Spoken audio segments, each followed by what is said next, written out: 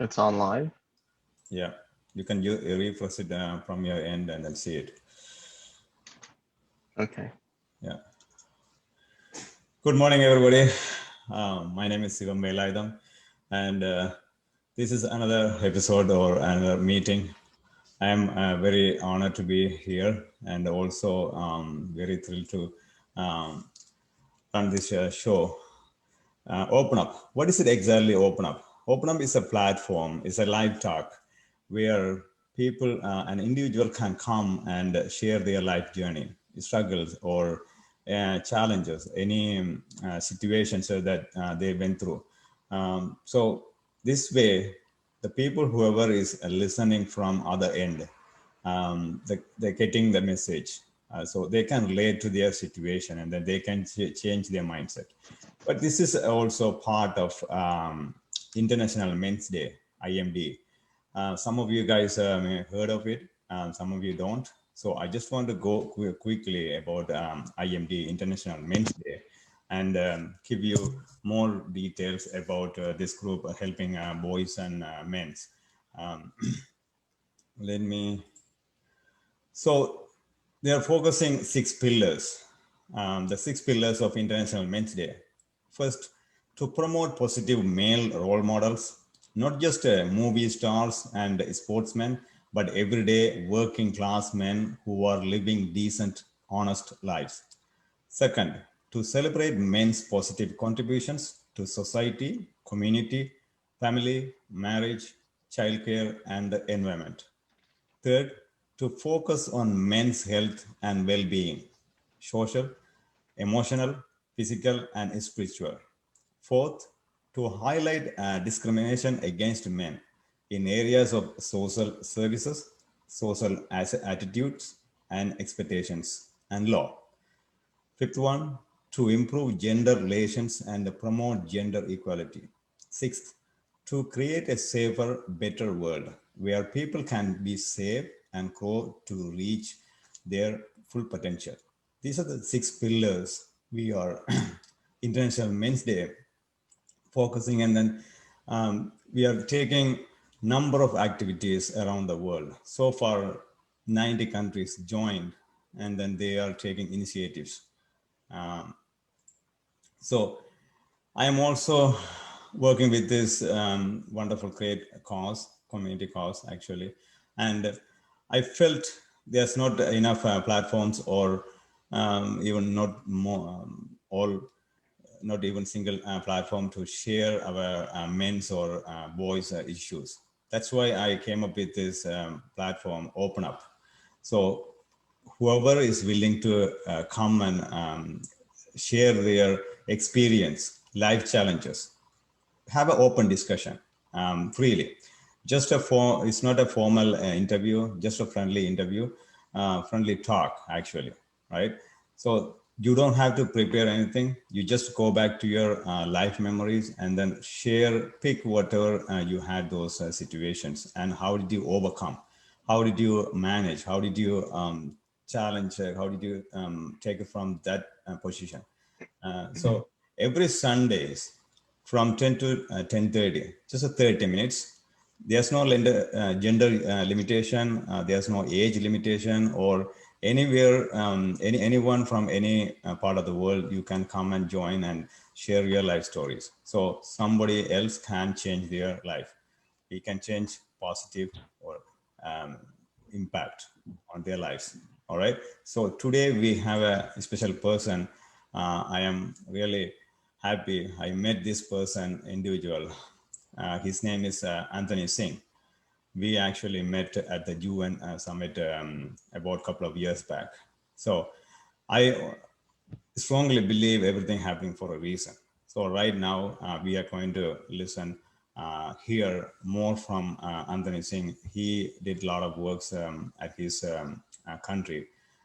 So let me introduce Anthony. Anthony, please welcome to the show, and also thank you for your time and then giving the opportunity to have you here. And please share your start with your introduction.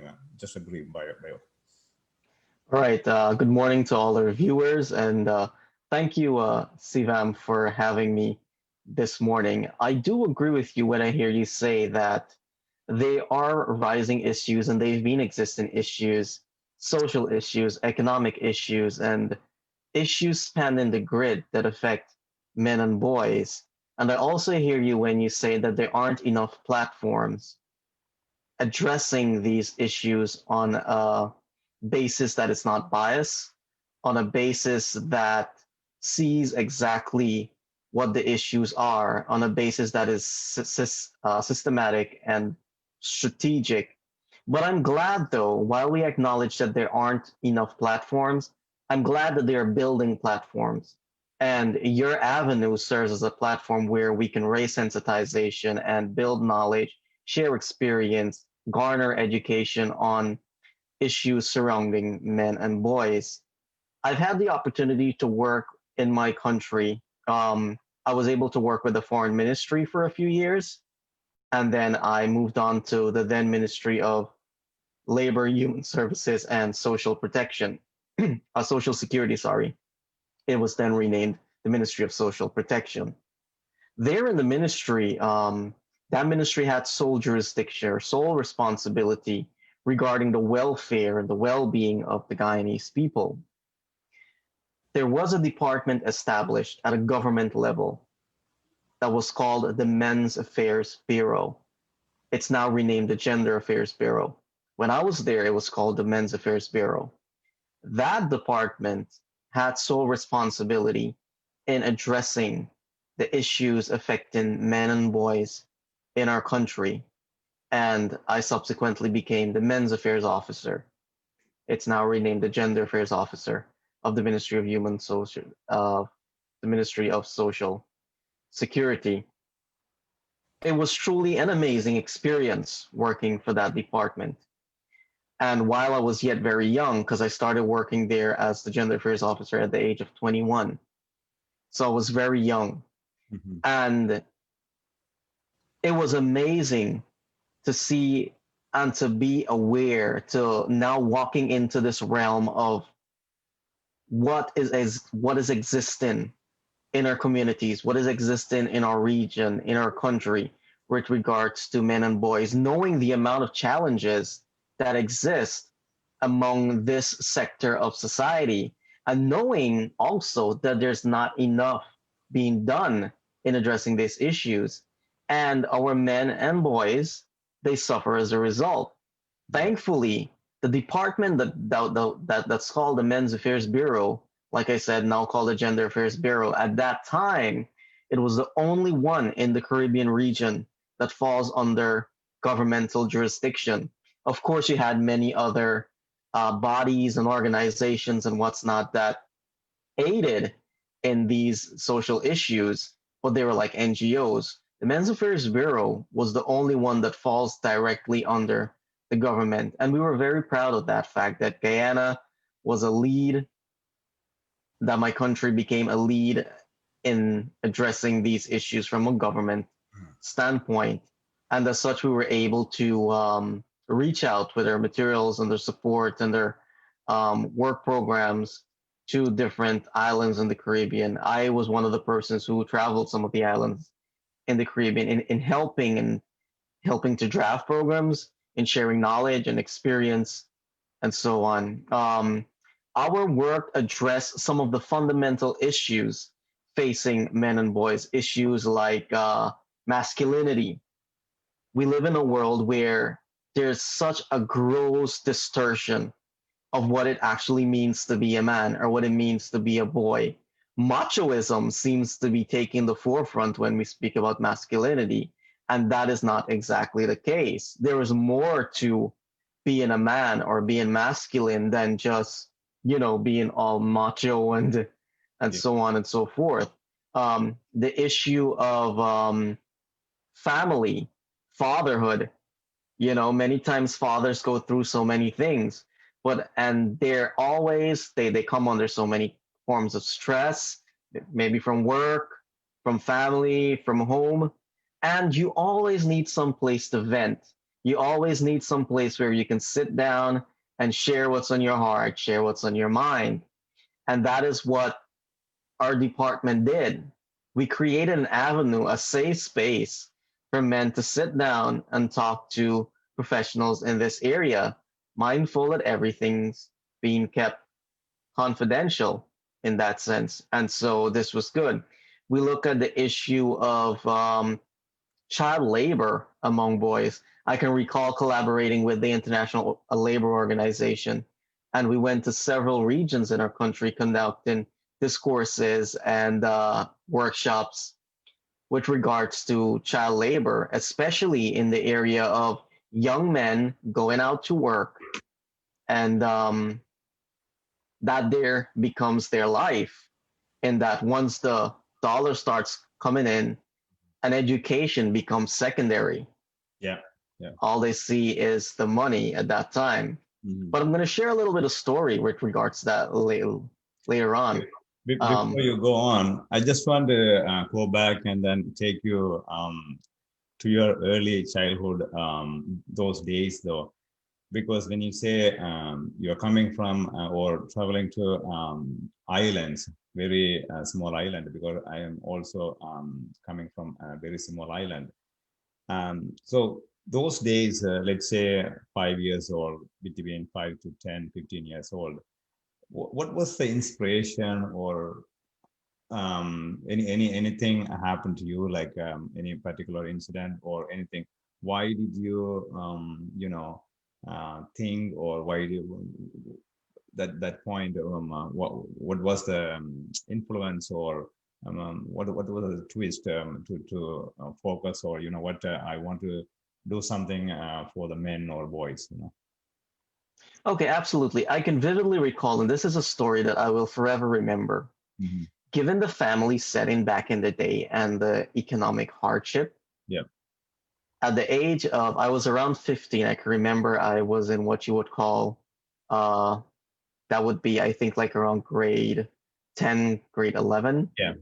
I was definitely around 15 going on 16. Mm-hmm. And me being the eldest, you automatically feels as though some of that burden falls on your shoulder to want to step up and play the part of a big brother. And so I can vividly recall at that age, I wanted to leave school and go out and work. Mm. And what was I going to do? I'm like, you know what? You got the stores. I'm definitely going to go help pack some shelves and garner an income to help assist in the home because I had my two little brothers and my sister and stuff. Oh, you're And talking about so, the show, social pressure was there. So it doesn't matter either directly or indirectly. You started to feel that the social pressure, and then you want to focus, or you want to do something. absolutely, Yeah. it's a socio-economic challenges that we as young men sometimes face. Sometimes we do not ask for it, Yeah, but we feel obligated sometimes. absolutely. And I was on the verge of already stopping school. Mm. I started taking half days back in the Caribbean. It's when you might probably go to school for like a few hours and you not stay the entire day. You just leave school and go home, Right. making excuses for not wanting to go to school on another day. And so the pattern had already started. Yeah. Yeah. But I have a mother who strongly believed in Mm. education, Right. strongly believed in education. Come what may, you have to go to school. Right. And so thankfully, I was able to go to school. And I'm here where I'm at today. You know of all the achievements that I've made by the time I was like 24, 25 years old. And when I was in Jamaica, I can recall one time I went to Jamaica for the government. We were trying to establish synergies with QSUM International, Mm-hmm. and their sub-regional office is in Jamaica.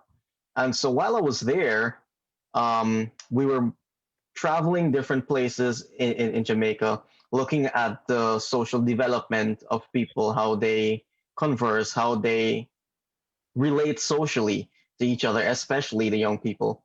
And I Mm-hmm. can remember in the car, I was actually 21 years old Mm-hmm. when I went to Jamaica trying to establish these synergies.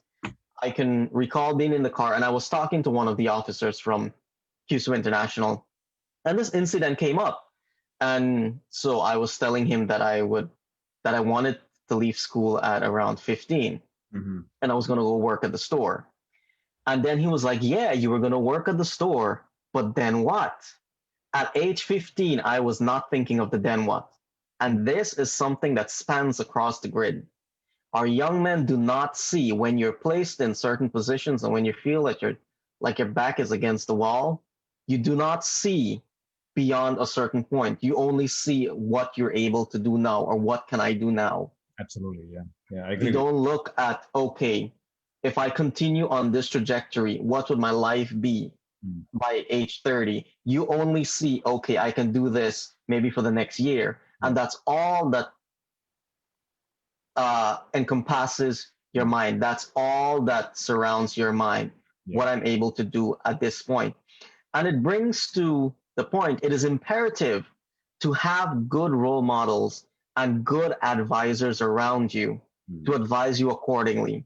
Had Exactly. I stopped school, I would have been working at the store. And then what? What would my life have been on a day like today? And so it is important for young men to have good role models, someone that they can talk to when these times of pressure comes, when these times of um, hardship come, when you want to make decisions based on me doing something now, not decision based on long term perspective or a decision that would be made on time spent well thought over. Yeah. And which is why we need good role models. And like you said, not just role models in the sports fraternity, not just role models in the movies, Yeah. not just role models in these big grand arenas. We need everyday role models, whether it's in the home level or the community level, or whether from a church or from a temple or from a mosque. It is imperative that men begin to realize their roles in their communities, in their homes, in their place of social gathering, their roles as role models, as fathers, as a friend, as a partner, all of these things. And it must be one that is positive because you do have models out there that are not in the best interests of our young people, also. So you want positive role models. And so that is one incident that I will never, ever forget. And I know for a fact that our young men in my country and in our region, they face the same. And I was so happy to know that when I had to go out on consultations, when I went out to conduct discourses with schools and NGOs and all of these different fraternities, sports fraternity, we have an audience of young men and we spoke to them on all of these social issues. I knew where exactly I was coming from. It's not just me doing my research and then going and make a presentation. It came from the heart because I walked the road.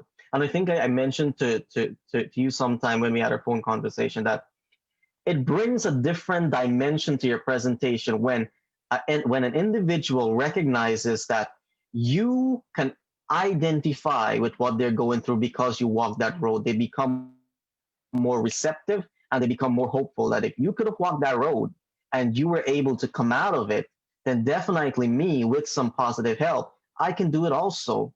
And so the experiences and the challenges in our lives, I do believe they come, they mold us, they create a path for us to walk, Mm-hmm. and we can use those same challenges and experience to help someone today. I can vividly recall also one time I did a discourse in one of the high schools, and I was talking, and of course, we have our materials and what's not, Yeah. but then I went off from the materials and started speaking from a very personal perspective.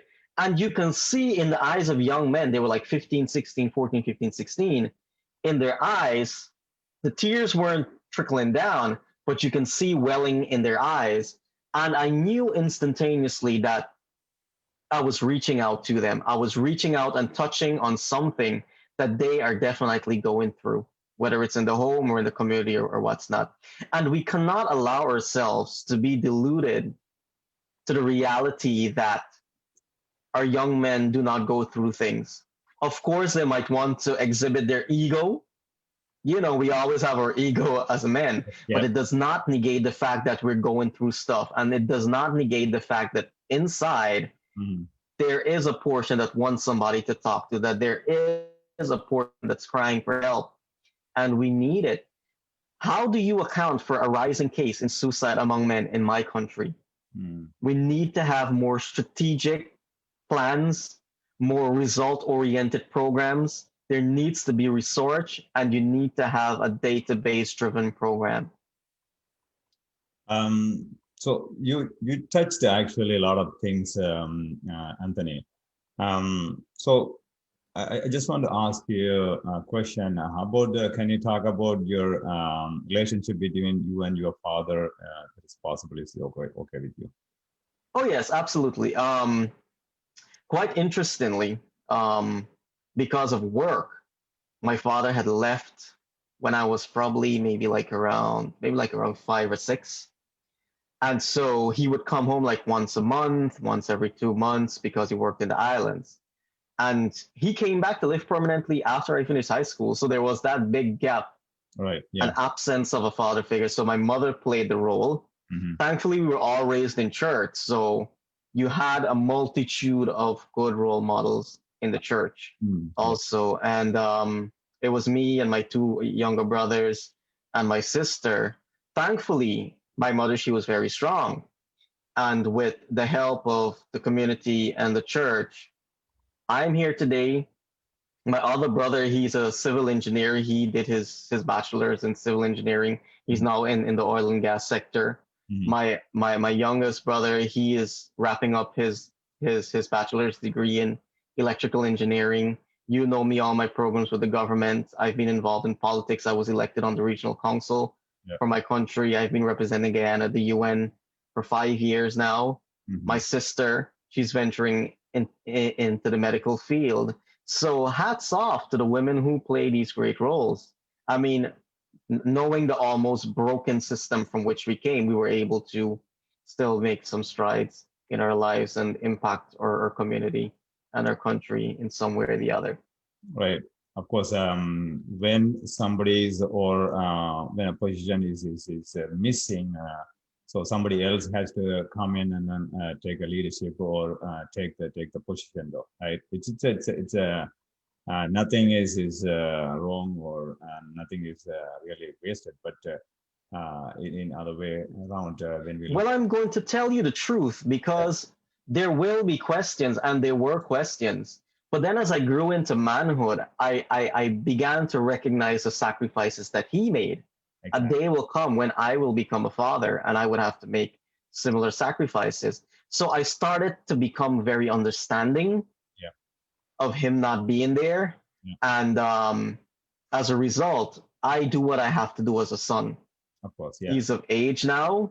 Yeah. He's in his 60s, Yeah. and I do what I need to do as a son. I do not allow his absence to influence my behavior, my attitude towards him. At the end of the day, that is my father, Yeah. and I am the son. Yeah, you understand. And so I do everything that I can do for him. He ended up doing bypass surgery just last year. I was there foot to foot with him. He did it here in the United States.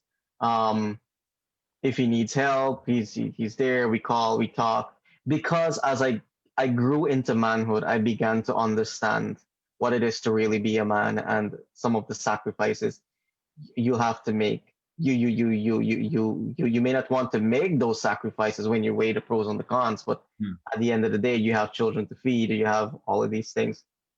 So Um, these are the realities on the ground when it comes to manhood and fatherhood, and we need to be cognizant of this. When I shared my picture with you, and if you can allow me to read it, yeah. I would love to read this. I'm sure most of your audience might have read it, but I would still love to read it for those viewing. And it brings everything home. It speaks to what goes on on the ground, and it would be excellent I think if you we can. can work I think you can towards. share it too, right? I'm sorry. I think you can share it too. Oh yes, I did share it to the page, and let me read it The screen you can share. real Can you share? quickly. Helping men and boys. The challenges we encounter as men and boys are influenced by different factors. These challenges can be systematically influenced and many times are responded to in a generic or prejudicial manner. During my days at the Ministry of Human Services and Social Security, I've had the opportunity to work alongside and establish great synergies with global and regional organizations like Men Engage Alliance and the Caribbean Male Action Network CARIMAN. These are reputable agencies which have dedicated their resources and aided receptive nations in addressing social issues surrounding men and boys. Some of these social issues are access to justice, adequate employment, masculinity, fatherhood, family, suicide, low academic achievement among boys, school dropout, child labor among boys, truancy, equality, and so on. These are some of the fundamental issues that face men and boys, and we cannot walk away from it. We cannot. Absolutely, absolutely. Yes, I know those areas. We cannot escape, and then we need to do more. We need to We do definitely need to do more. more. I just want to take you back. You know those you were saying about the boyhood and the manhood, everything, and those challenges. But do you think, or do you personally believe that is there any connection between the culture and religion that play a major role in those like lifehood, like any particularly on the cultural side, right? It doesn't matter which part of the country or which part of the ethnic group, but it's the culture and also the religion or anything, even politics too, right? So do you have anything? Definitely. I'll answer this on two fronts with regards to culture and heritage. So the Caribbean region has a culture by itself. Right. And the sad part about it, in terms of our music and everything, our music glorifies machoism, what you would call dancehall music. It's sexist, it's rid with violence, rid with lewd profanity. And that is the kind of music that influences or the social behavior, the social interaction among boys throughout the entire region. And it speaks to the fact that we need to engage our promoters and entertainers if we are going to foster change among the masculine community in our region. Culturally, also from our heritage, where I come from, Yeah. there's always been this sense of women's subserviency, that the man is king, he's the head of the home, and the such, the woman needs to be subservient. Now, that's a cultural thing which came from my foreparents. Thankfully, with the advent of a new generation and modernity, um, this whole notion of women being subservient, it's gradually going away, and equality seems to be the growing thing now. It's not 100% there, but you can definitely see changes. The changes are tangible, they're visible in that respect. So we are developing a culture where women play integral role. In Guyana, we have women who are ministers in government, women who are very active in parliament, women taking leadership roles in many, many cases. So we're definitely making great strides in my country and throughout the entire region there, which is good, which is absolutely good. At the same time, while we focus on the equality, and there's so many, many things centered around women and the girl child, we cannot, if you place a whole lot of emphasis on that, you leave a male population lagging behind. There needs to be a balance. There needs to be a balance in our approach, which is why I said addressing some of the social issues affecting men and boys, they're sometimes approached with or are responded to in a generic way or in a prejudicial form. Prejudicial form meaning, oh, well, he's a boy, he can handle that. Oh, boys don't cry, tell him not to cry. No, we need to move away from that.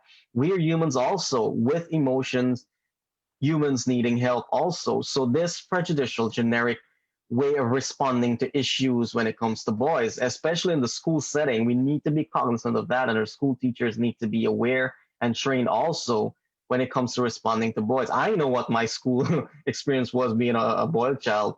You know, you're being treated differently. You're Yeah. being treated along a line of machoism. I can remember one time I got some good licks in my hand. I don't know if where you're from, but back in the day in my country, the teacher, they'll whip you in your hand here.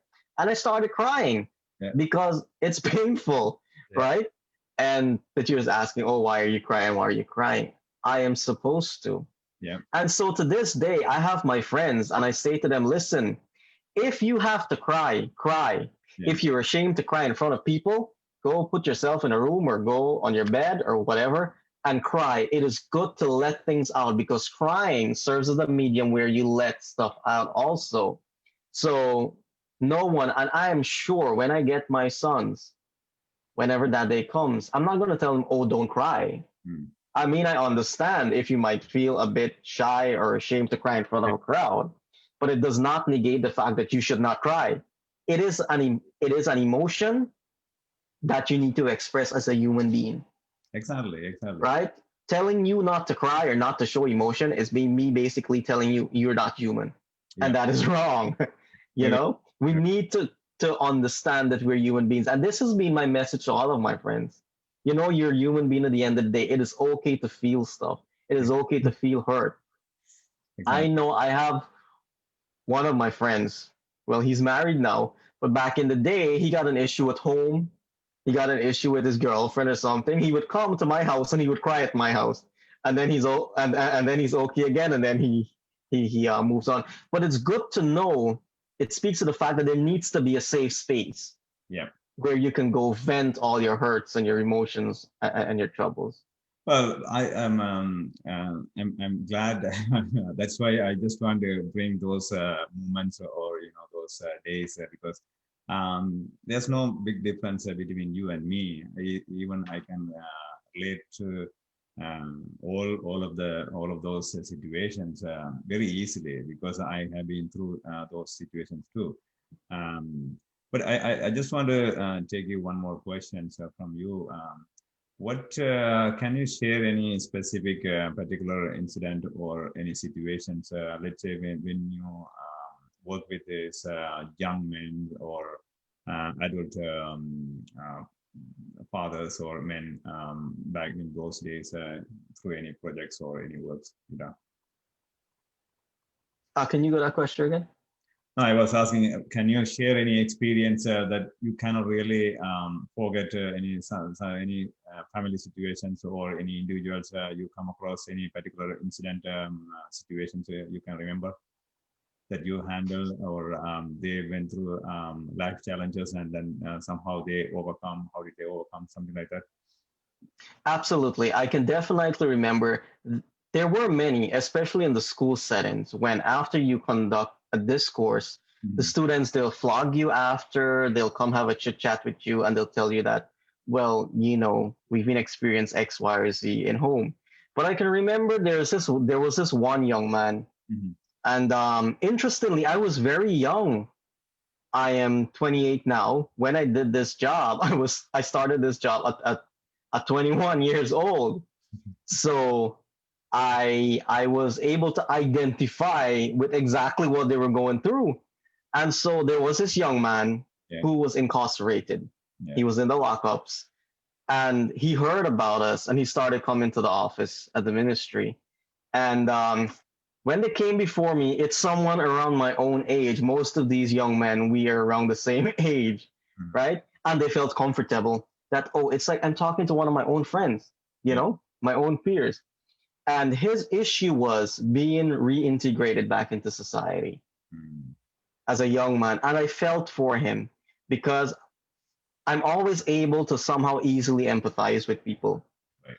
And given the fact that we were probably around the same age and he was a young man like myself, and he kept coming, with the issue of, oh, me not being able to get a job because of me coming out of prison and me not being accepted into society, or this whole issue of being reintegrated back into society. We were able to help. We were able to write different vocational institutions for him to get back into a program.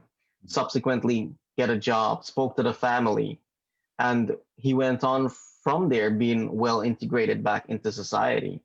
So the work involving men and boys, it is broad, and it requires people with not just knowledge, but people with a heart.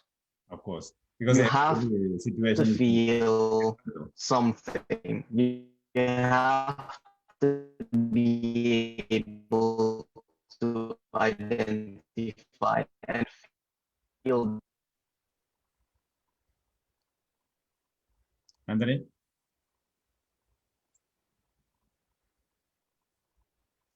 Yes, I can hear you now. Okay, go ahead. Yeah.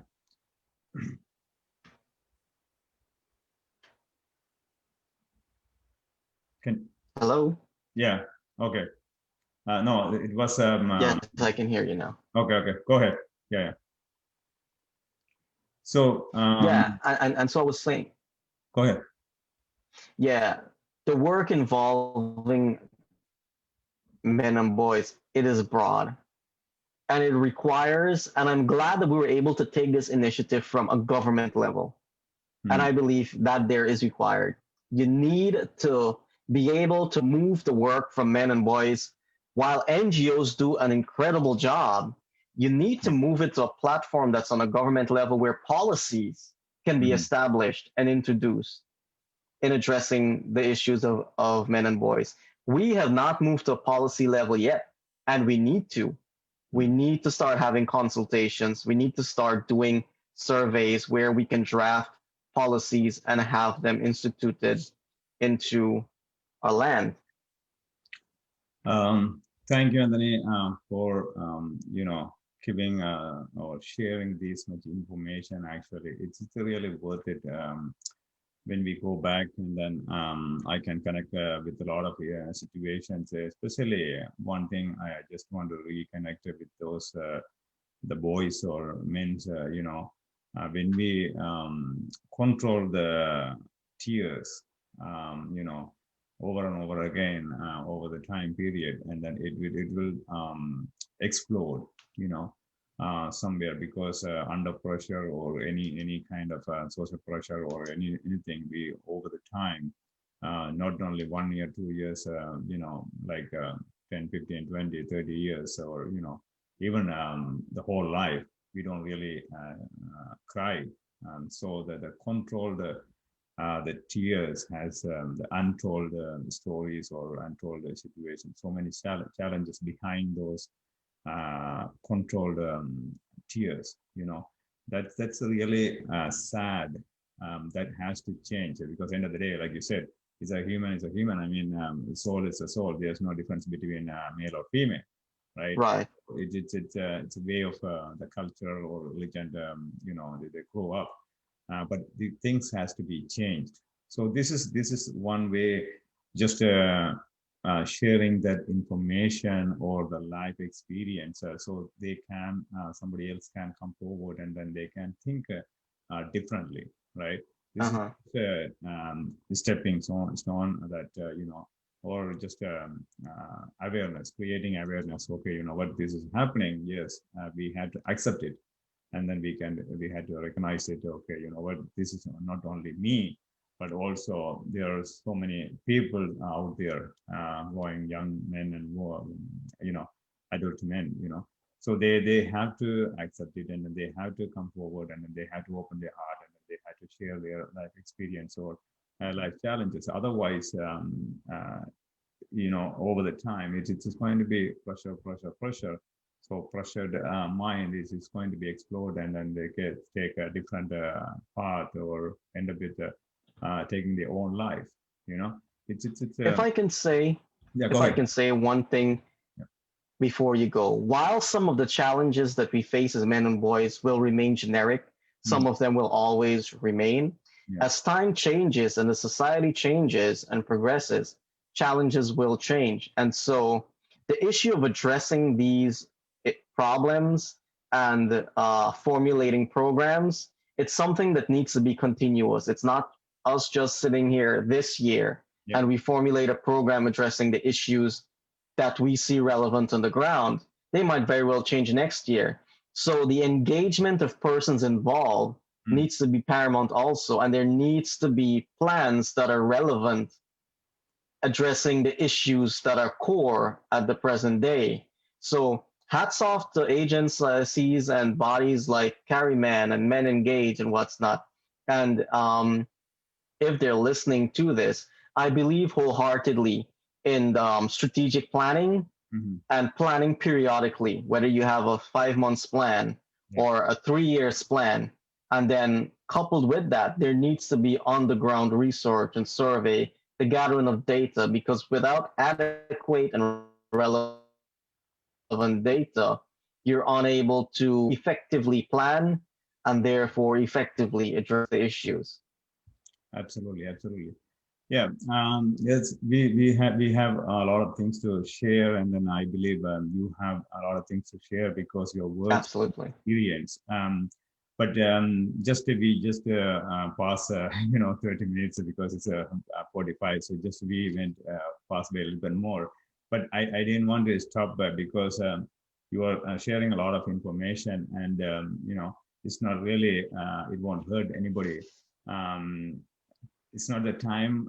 It's about the message pass through. Okay, whether the people who is watching or who is going to take the message and then pass it to somebody else, are they receiving the right message? Are they really getting the message? That's what it is. End of the day.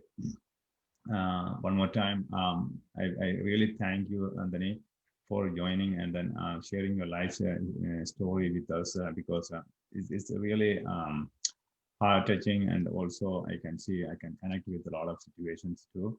And then definitely I will bring you in the near future and then do different session or different talk because Absolutely. a lot of things to share. Friends, this is the just a one initial or the just a one try from my side. How can I help? How can I contribute to boys and men's world, right? So this open up the live talk. You can come and you can share your life stories. There's no preparation. You don't have to think or scare or afraid. Okay, you know what? Who is going to think about this and that? So no, it's whatever the experience you have, you just share it because there are so many people out there, and then with a lot of experience, a lot of different life challenges, a lot of situations that they went through. But when you come and then when you come forward and then share those situations, those moments, okay, you know what, you giving hope to somebody else. Okay, you know what, I can do this, because when you compare those situations, it's not really worse than mine. So it's worse than them. Sorry. So again, this is every Sundays on Sundays from 10 to 10:30. So let's connect, and whoever is willing to share, it doesn't matter either male or female, boys or men. There's no age limitation, or there's no limitation with gender. Even any part of the world, you can come and share. There's another session in Tamil too on Wednesdays from 7:30 to 8 o'clock. Of course, it's 30 minutes, but when you guys share your life experience, life own personal stories, I don't really limit the time, but just I want to thank everybody. Share your feedback, inputs, and let's do it together. Okay, let's help each other. Thank you. Thanks a lot, Anthony. Take care, everyone. Thank you very much for having me. Thanks.